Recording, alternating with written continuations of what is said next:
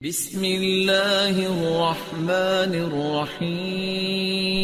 I definitely agree with you کہ آج کل جو پکچریں آ رہی ہیں, آج کل جو گانے دکھائی دیتے ہیں ٹی وی پہ, تو ہاں مشکل ہو جاتا ہے اپنے بچوں کے ساتھ بیٹھ کے دیکھنے کے لیے.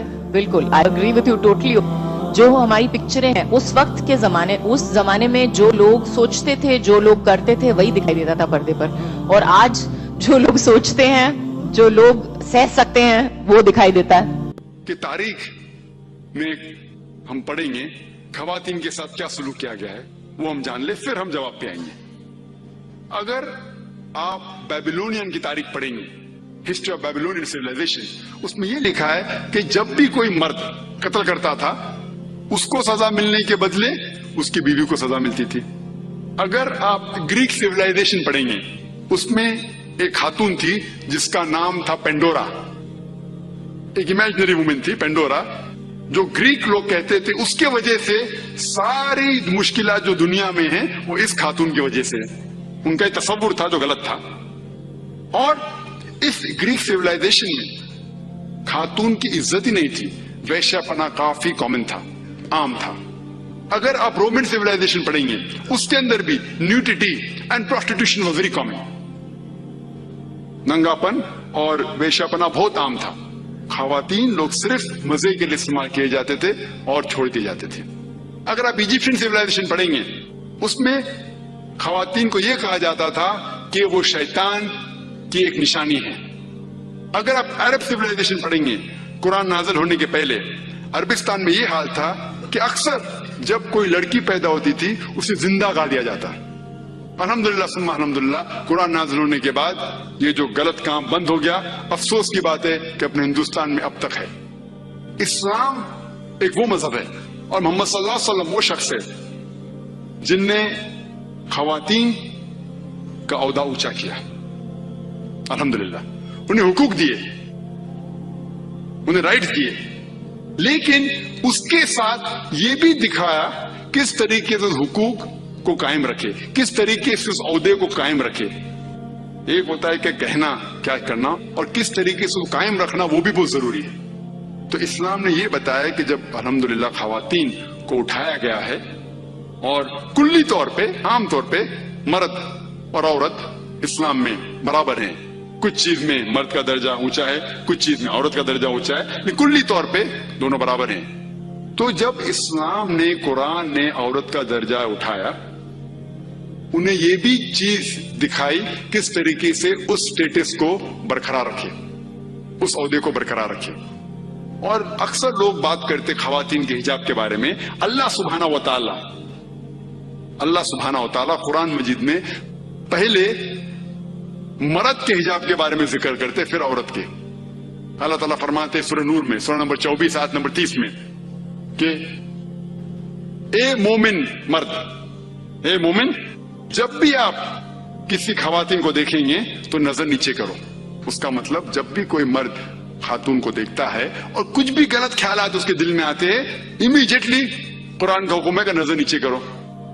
ایک وقت ایک مسلمان ایک لڑکی کو گھور کے دیکھ رہا تھا, تو میں نے اس سے کہا بھائی صاحب آپ کیا کہہ رہے ہیں, یہ حرام ہے. تو اس نے کہا کہ ہمارے محمد صلی اللہ علیہ وسلم نے کہا کہ پہلی نظر معاف ہے, دوسری حرام ہے. میں نے اب تک آدھی نظر بھی پوری نہیں کیا. تو محمد صلی اللہ علیہ وسلم حدیث میں فرماتے ہیں کہ پہلی نظر معاف ہے, دوسری حرام ہے. اس کے مطلب یہ نہیں کہ اب 10 منٹ تک کے لڑکی کو گھورتے رہو بنا پل کے جھپکائے اور کہیں گے کہ نظر پوری نہیں ہے. محمد صلی اللہ علیہ وسلم کہنا یہ تھا کہ اگر آپ انجانے میں کوئی خاتون کو دیکھ لیتے ہیں, لڑکی کو دیکھ لیتے ہیں, تو جان بوجھ کے اس کے طرف پھر سے مت دیکھو. اس کے خوبصورتی کو دیکھنے کے لیے جان بوجھ کے واپس سے مت دیکھو. دوسری آیت قرآن مجید کے اللہ تعالیٰ فرماتے ہیں سورہ نور میں, سورہ نمبر 24 آیت نمبر 31 میں کہ اے مومن عورتیں, اے مومنہ, آپ جب بھی کوئی مرد کو دیکھے تو اپنے نظر نیچے کرو, اور اپنے سر کے اوپر جو کپڑا ہے یا دوپٹہ ہے اسے اپنی چھاتی کے اوپر ڈھانک لو, اور اپنی زینت کسی کو بھی مت دکھاؤ, صرف اپنے شوہر, اپنے بیٹے, اپنے والد, اور ایک بڑی فرشت ہے جو محرم جس سے شادی نہیں کر سکتے دیا گیا ہے, आम तौर पे हिजाब के लिए 6 फराइज है, 6 नुक्ते हैं, 6 पॉइंट्स है। नंबर 1, एक्सटेंट औरा, जो मर्द के लिए है कम से कम नाक से लेके घुटने तक, और खवातीन के लिए पूरा जिस्म ढका रहना चाहिए। सिर्फ जो दिख सकता है वो चेहरा और हाथ। कुछ उलमा कहते हैं ये भी ढका होना चाहिए। बाकी 5 बातें खवातीन और मर्द के लिए यकसा है। दूसरा पॉइंट, जो कपड़े वो पहन रहे हैं वो इतने पतले नहीं होना चाहिए ताकि कोई उसके आर पार दिख सके। तीसरा पॉइंट, ऐसे कपड़े, चुस्त कपड़े नहीं होना चाहिए जिससे जिस्म का ढांचा दिख सके। चौथा पॉइंट, कपड़े इतने भड़कीले नहीं होना चाहिए कि दूसरे जिन्स को मुतासिर करे। पांचवा पॉइंट, कपड़े गैर जिन्स के, औरत मर्द के कपड़े ना पहने और मर्द औरत के कपड़े ना पहने। और छठा, कि कोई गैर मुस्लिम के कपड़े ना पहने जो उसकी निशानी है। ये 6 पॉइंट है हिजाब के, 6 नुक्ते हैं, 6 फराइज है हिजाब के। और अल्लाह सुब्हानहू व तआला फरमाते सूरह अहज़ाब में, सूरह नंबर 33 आयत नंबर 59 में, या नबी कह दो अपने बेटियों से, अपने बीवियों से और मोमिना से, मोमिन खवातीन से, कि जब भी वो बाहर जाए तो जिलबाब पहने, अपने आप पे ओढ़ ले जिलबाब, ताकि लोग उन्हें पहचान सके और उन्हें परेशान न करे। People will not molest them, क्या लोग उन्हें पहचाने और उनकी इज्जत से न खेले। मिसाल के तौर पे, अगर दिल्ली में, दिल्ली के सड़क पे मिसाल के तौर पे 2 जुड़वा बहन जो बहुत खूबसूरत है, हूबहू खूबसूरत है, बहुत खूबसूरत है, 2 जुड़वा बहन चल रहे हैं दिल्ली के सड़क पे।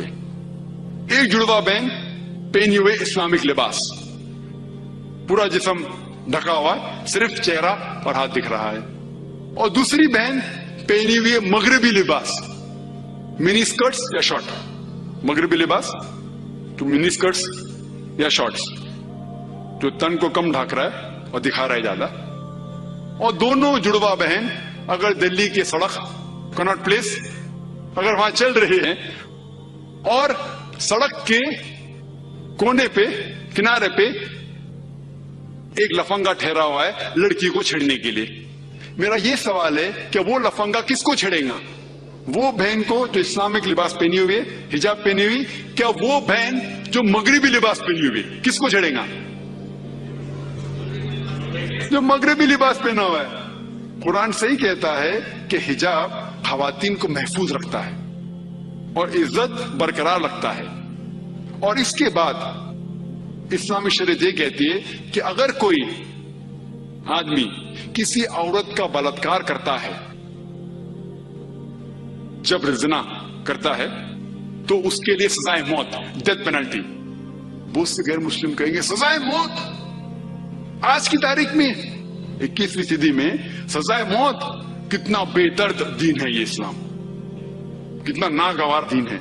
लेकिन मैं सवाल पूछ रहा हूं हजारों गैर मुस्लिम से, अब भी पूछ रहा हूं कि मिसाल के तौर पे, खुदा ना करे कोई आपकी मां या आपकी बहन का बलात्कार करता है और वो बलात्कार करने वाले को आपके सामने लाया जाता है और आपको जज बनाया जाता है, आप क्या सजा उसे देंगे? और 100% मुझे जवाब ये मिला कि सारे गैर मुस्लिम ने कहा कि हम उसे सजाए मौत देंगे। कुछ गैर मुस्लिम ने ये भी कहा कि हम उसे तड़पा तड़पा के मारेंगे। तो जब आपकी कोई वालदा या आपकी बहन का बलात्कार करता है, आपको उससे सजाए मौत देने का है, दूसरी किसी बहन का बलात्कार करता है, आपके सजाए मौत गलत है। ये डबल स्टैंडर्ड्स क्यों? जो लॉ होता है ये क्यों होना चाहिए? अगर आप जानते, आज जो लोग कहते हैं अमेरिका इतनी एडवांस्ड मुल्क है, लोग उसकी तरफ देखते, आप जानते वो एक मुल्क है जिसमें ज्यादा बलात्कार होते हैं। एक मुल्क है जो नंबर 1 पे नहीं है, लेकिन जो मैक्सिमम रेप जितने दुनिया में होते हैं उसमें से एक मुल्क है यूएसए। एफबीआई के स्टैटिस्टिक्स के हिसाब से 1991 के एफबीआई के स्टैटिस्टिक्स के मुतालिक उसमें लिखा गया है कि हर रोज अमेरिका में 1756 बलात्कार होते थे। 1996 के स्टैटिस्टिक्स के हिसाब से 1996 के स्टैटिस्टिक्स के हिसाब से US crime department of justice वो कहती है कि 1996 में हर रोज ऑन एवरेज हर रोज 2713 बलात्कार होते थे। 91 में 1756, 96 में 2713। अमेरिकन लोग और जरा ज्यादा बोल्ड हो गए और हिम्मत वाले हो गए। हर रोज 2713, यानी हर 32 सेकंड में एक बलात्कार होता है अमेरिका में आज की तारीख में। हम इस ऑडिटोरियम में लगभग 2 घंटे से हैं। 2 घंटे से जब से हम इस ऑडिटोरियम में हैं 200 बलात्कार अमेरिका में हो भी चुके होंगे। मैं आपको ये पूछना चाहता हूं, अगर हम इस्लामिक शरीयत लागू करें अमेरिका में कि कोई भी मर्द कोई खवातीन को देखे और कोई भी गलत तस्वुर उसके दिमाग में आया, उसे अपनी नजर नीचे करना चाहिए। उसके बाद खवातीन सारा जिस्म ढके, सिर्फ चेहरा और हाथ छोड़ के, और उसके बाद अगर कोई मर्द बलात्कार करता है सजाए मौत। मैं ये पूछना चाहता हूं कि अमेरिका में बलात्कार की फीसद बढ़ेंगी, वही रहेंगी या घटेंगी? घटेंगी। आप इस्लामी शरिया लागू करो और इमीडिएटली आपको रिजल्ट्स मिलेंगे। और जो एक्स होम मिनिस्टर थे एल.के. अडवाणी, अभी नहीं है, इस देश के होम मिनिस्टर थे, उनने तजवीज की थी, उनने कहा था गवर्नमेंट से कि बलात्कार करने वाले को डेथ पेनल्टी मिलनी चाहिए। और मैं अल्हम्दुलिल्लाह